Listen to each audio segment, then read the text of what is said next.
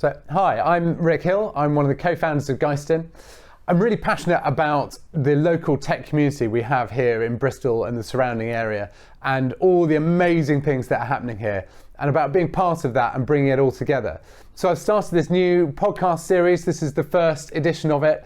And my first guest on this series is absolutely amazing at being in the very centre of this community. He's all about bringing it together, about making it the wonderful place that it is and providing that arena for everyone to just come together, meet, collaborate, come up with new ideas, work with each other, help each other. And that is none other than Ben Shorrock, who is the MD of TechSpark. So I'm joined today by Ben Shorrock. Thanks very much, Ben, for joining us. Ben probably needs no introduction to most of our watchers and listeners, but for the sake of those that might have been living in a cave and not know about TechSpark and who you are, do you want to just give us a quick intro? Yeah, absolutely. Thanks for having me. So I'm Ben Shorrock. I'm part of the team at TechSpark. TechSpark is a not-for-profit organisation whose mission is to help celebrate and grow all the amazing things that are happening in the digital and tech sector locally. We do that in lots of different ways, but fundamentally it's about building connections across people, across organisations, and connecting them into the right things at the right time so that we can all prosper together. Brilliant, and let's dive into some of those ways that you've been doing it later. Do you want to just tell us a little bit more about you, though, and kind of how you got to be leading TechSpark? Yeah, absolutely. So by accident, as is always the case with these things, I moved to Bristol about 11, 12 years ago now. Lots of people, moved down. I was going to live here for 6 months, try it out, and then leave. But I moved here, I loved it. I imagine I'll spend the rest of my life here. When we moved, I took a job at an organisation called Invest Bristol and Bath, who are still around. Their mission is to help sell Bristol and Bath as a place to do business. So I was very much indoctrinated in how brilliant it is and how amazing stuff's happening across all sorts of industries, not just tech. It's an easy sell, isn't it? Yeah, I mean, it's absolutely. Yeah. There's so many impressive things happening. And I started volunteering and getting involved in TechSpark, and I was just amazed at all of the activity happening right across the tech sector and got drawn in more and more and more and said, okay, well, we can't keep doing this as volunteers, we can't keep doing this as part-time, let's try and build it. I'll try and do that for a year, 2 years, and that was 7, 8 years ago now. So yeah, I'm still here. I'm still loving it. Great. It's always nice to chat to a fellow immigrant in Bristol. There's a lot of us around. Yeah. Who call it our adopted homeland. Yeah. Yeah, absolutely. Start by talking about the Bristol Technology Festival. So, Geistin, we were obviously very proud to be headline partners of it last year. I had a great time. How did you find it? What were your highlights? I had an amazing time. I think with the festival, one of the things that really sets it apart from other events and other things that are happening is, although we curate and help pull it together, it's not TechSpark's festival, it's the city's festival. So people like Geistin contribute loads and loads and loads of content and people, money, which is great. But that's what makes it different. So it's all about how you can pull together different communities to really celebrate the things that are happening here, to share knowledge, to connect. And that's something that I think really makes a difference and is something that we want to do more and more in the festival. In terms of, maybe to give you some numbers of context, Bristol Tech Festival last year was 58 events over the space of the 5 days. We had just over 5,000 people through the doors, and nearly all of those events were completely free. So that really means that it's something that anybody in the city, anybody outside the city can engage with and be involved in and benefit from. That's amazing. There's really good stats. I really enjoyed our breakfast events in the morning to kind of kick the days off. And I think some of my highlights were I went to some showcase events where you could really see all the amazing, well, not all of it, but a window into the amazing stuff that's happening in the region, both both in hard tech, in hardware and in software, startups, established organisations. It's great to have everyone kind of presented there and showing what they've been doing. Have you got a favourite event? Do I have a favourite event? Other than the Geiston Breakfast events, I did enjoy the Geiston Breakfast. I really enjoyed it was a bit of a different event. So the Geiston Breakfast weren't come and just stand awkwardly and eat a pastry and do some networking. They were very structured, and I think if you're not a comfortable networker, going to something where you can sit at a table with a smaller group and swap around and talk about subjects really makes a difference. So I did actually really love those breakfasts. I really enjoyed some of the stuff we did around cyber. So we ran a one-day conference around cyber, and I don't understand what they're on about, but it's really impressive. And one of the great things about that event was we brought in 70 teachers and worked with them to understand what's happening in the tech sector, so they could go back out into their schools and their communities and talk to young people about the future of the city and how they can be involved. And I think we'd love to do more of that this year. It's really important. And Bath Digital Festival is back again this year as well? Yes, absolutely. So Bath Digital Festival is coming back this May. It's different to Bristol Tech Festival. Although the cities have lots in common, they also have lots of differences, and the festivals are about celebrating those differences. So over the 3 days of Bath, we're going to be focusing on 3 very specific topics. So one around health and life sciences and the amazing work coming out of startups and the universities. A day where we're focusing on cities and what makes the future of cities, particularly in Bath, really interesting. How do you make a 18th century city suitable for the 21st century? And then a day where we're looking at space and space technologies. So all sorts of really interesting stuff going on there in May. That's really interesting. I will be there. Yeah, you should. Yeah, of course. Fantastic. One of the things that TechSpark have started doing every year is an investment report. That came out recently? It did. It came out at the end of January, so we have to give it a couple of weeks to let all the figures settle down at the end of Christmas, and then we can pull it all together into a research report. And do you want to give us some of the highlights there? I know there were definitely lows as well as highs last year. Yeah, there were. So in terms of the investment landscape, what we've had in 2022, 23 is record-breaking years. So over £1 billion invested. That's dropped off quite a lot in the last year. It's 462, I think. What's encouraging about that is that's a trend that we're seeing right across the UK, right across Europe. Bristol isn't any different in that sense. But obviously what we want to make sure is that businesses can access money to grow when they need to get that. What I think is interesting and different here versus some other places is some really, really strong sector strengths that we're seeing. So a huge uplift and focus around green tech. Mm-hmm. The sort of continuing, never-ending focus in the city region around impact. So nearly all businesses we see now are not just about making money, they're about making a wider impact and doing things and changing the world for good. And we're starting to see more diverse founders be able to raise money and to scale in their journey, and that's something that's also really important because the figures nationally and internationally are frankly shocking, and the more we can all do to change that and to make sure that anyone that has a brilliant idea, a brilliant business, has all the opportunities to succeed, the better. And the easiest one to measure on that is gender, isn't it? It's sort of the female founder numbers. Yeah, and the figures right across the UK are really, really terrible. I think it's 2% of all investment goes to female-led businesses. Even if a business like Geiston is led by co-founders who are a man and a woman, still doesn't help around raising money. So there's some really terrible stats there, but there's a huge amount of work that all sorts of partners in the city region are doing to look at that. So as an example, Set Squared has now, across its portfolio of businesses in Bristol, I think 45% of them are businesses that have a female founder or leader.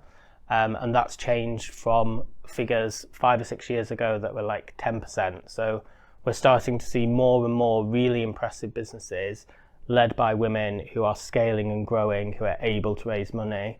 And I really, really hope that that's something that sets this area apart from other communities across the UK.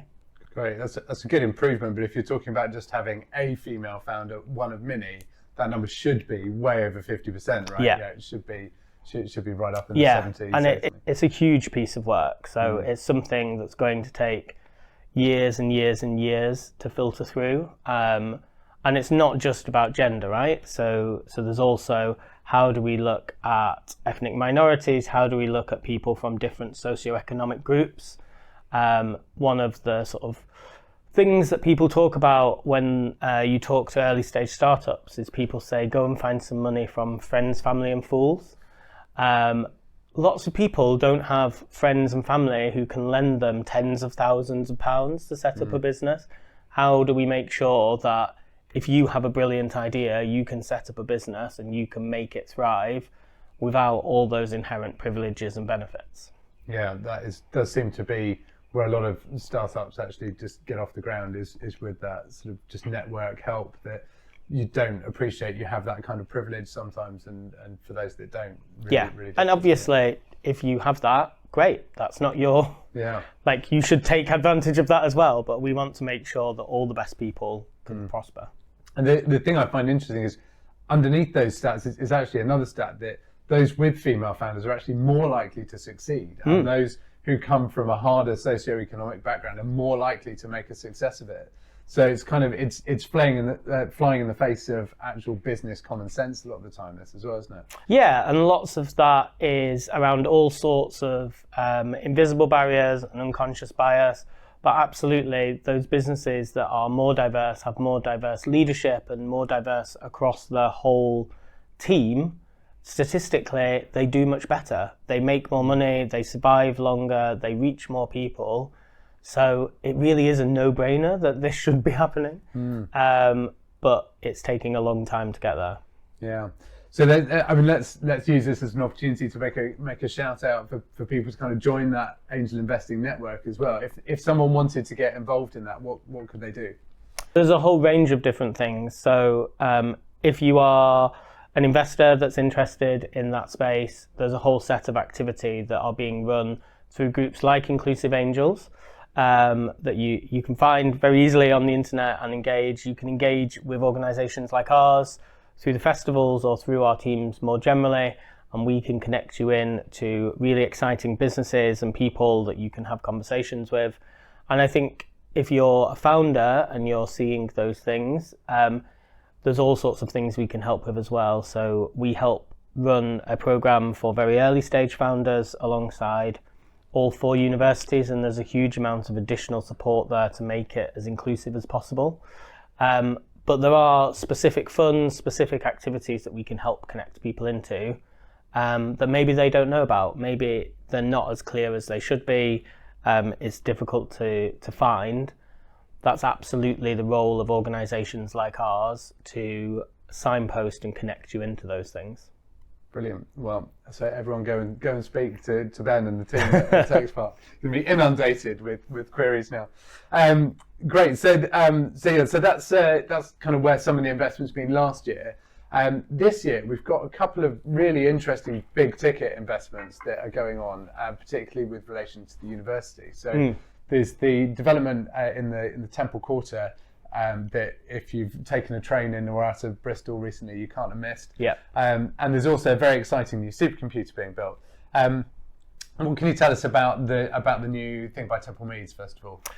So the new university campus, really, really interesting. It's an investment of hundreds of millions of pounds from the university. What they want to do is set up a new campus to allow them to continue to scale. But one of the big things that they have as a focus is making sure that that campus and those buildings aren't just for students, they aren't just for academics within the university. It's about how you can co-locate and ideate with business. So how do you collaborate on new ideas, new research, new developments, and also how do you make sure that the broader community in the city are engaged in that activity? I think historically, lots of people think of the university as a big tower on top of the hill, and it's not necessarily for them. I think it's a really good opportunity for the university as they move into Temple Meads and open up that campus for people right across the city to see that it's a shared asset. It's a civic university. It's something for all of us. It's not something for people that just live in Clifton or Redland or are directly employed by the uni. Yeah, it's great having it in that central visible space. And I'm already talking to businesses that are setting up there and getting involved there. So I'm really optimistic of it being a fantastic new space. Perhaps even more exciting for our sector though, and for us and the work that we're doing, is this amazing new facility that's going in next in the car park of the National Competence Centre. Yes, in the car park. I've been to see it. Yeah. So what can you tell us about Isambard? So Isambard. There's two Isambards. There's many Isambards. Isambard 3. There's only one original. I suppose, yes, there's only the one Brunel originally. So there's already a supercomputer at the university, and in terms of high performance computing, the University of Bristol is genuinely a leading one in Europe. Lots of activity is going into upgrading and maintaining the current supercomputer. Isambard AI, which will launch later in the year, early next year, is currently being built. There's a huge amount of work going on to look at how they can use that computer, and there's really, really interesting semi-confidential things going on in terms of how will that impact things like drug discovery, how will that impact future sustainable materials, all of those types of things. When it launches, it will be, I think, a top 5 global supercomputer. So we're talking about a huge investment from both the UK government, but also the university in the hundreds of millions of pounds to build this really, really exciting research asset. And it's something that we at TechSpark and lots of other partners are working on to say, how do we make sure that this asset is something we can really lever, we can use as an opportunity to make sure that businesses and organizations can use it, can gather around it, can use it as an anchor, because AI is a huge, huge opportunity, and it's one that we need to seize whilst we have these advantages over other places nationally and internationally, and really build an exciting community here. Yeah. One of the exciting things from our perspective that is there's this idea having this compute power on your doorstep means that we can actually train new models, and it means that we can know the inputs to the models, which when it comes to combating bias in AI, which is a massive problem that the whole industry is trying to struggle with, we'll be able to gain much more control over that and actually know a lot more about where the generative stuff that's coming out of it absolutely sources itself from. So I'm super excited about that, and I think there's going to be opportunity for anyone essentially to make use of that compute, or to apply to make use of that compute power. Yeah, and there's some specific amounts within the compute time that anyone can apply for and will be open, and for businesses, and particularly smaller businesses that are doing something exciting, can do that in a way that normally isn't accessible, or both in terms of literally being given access, but also whether that's affordable. So it's a really exciting opportunity. Yeah, I'm also really keen to see what they're going to do with all their waste heat. They've got some quite interesting plans that they're talking about, of like community heating programs and all sorts of other things they might be doing. So big environmental. It's an amazing opportunity. If you currently go and look at the ditch in the car park at the science park, it doesn't look quite as impressive, but it will get there. Yeah, that would be really good, I'm sure. So looking forward to the next 12 months, what's on the TechSpark horizon? All sorts of things. It's a really exciting time. So we've touched on a little bit the festivals. We have a huge amount of activity going on there, and we can talk a bit more about that. I think in the city, we're seeing lots and lots of new activities happening. So, for example, Science Creates are going to be opening a third centre this year, focusing on science and deep tech businesses. That's going to be opening at the back end of the year. We're just seeing more and more momentum for our community. So those businesses who started to scale 2, 3, 4 years ago are growing to a size where that's snowballing. And I think as a community as a whole, that's really exciting. That means that we're starting to come out of that pause that we all had in 2020 and be able to do really exciting things. And that's where we're seeing huge strides around deep tech businesses and net zero businesses and people who are making what could be globally important differences in the next year and further. And there's a growing quantum community in particular in the area, isn't there? Is that featuring in kind of the TechSpark calendar for the next year? It is, absolutely. So we have been speaking a lot with the university and lots of the quantum businesses. I don't understand what they do. It's very, very impressive, but I don't understand it. We're seeing loads of those businesses. So people like Ketz Quantum, for example, have built a set of quantum cryptography over the last 5-6 years. They're a perfect example of one of those businesses that has incubated and grown and is now really hitting its stride and really growing and has found its time. And there's more and more of those businesses. I hosted a prominent West Coast investor just before Christmas. And we spent the day meeting exciting businesses that they might want to put some money into.